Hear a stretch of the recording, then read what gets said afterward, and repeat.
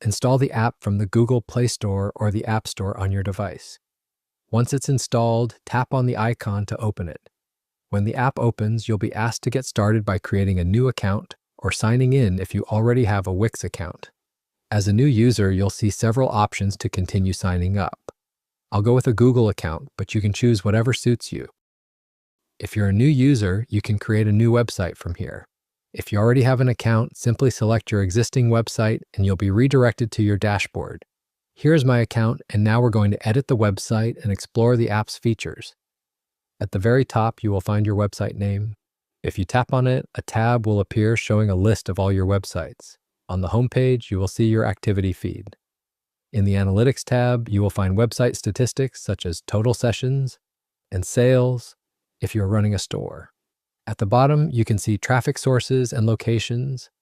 The Wix app provides an AI chatbot where you can ask questions if you need help or want to know something specific. Under the Inbox tab, you will see all notifications related to your website or customers. Next, in the Manage page, you can manage your website as well as your mobile app features. You will find options related to your website, store, and other features depending on what you have activated. Now, from the top right side, tap on the plus icon, and a new page will appear. From here, you can add blocks to your website. For example, if I want to add a blog post, I will open this block. On this page, if you already run a website, you know that first you must add a title and then write your blog in the body section where I have entered sample text. From the bottom left corner, tap the plus icon again. This time, I will add an image to my blog. In the Basics section, tap Image, and it will open your phone's media gallery. Select an image to preview it full screen. At the bottom left, you will see a compress option, and on the right, you will find Edit. My image is already small in size, so I will simply add it from the top right corner. And there you go.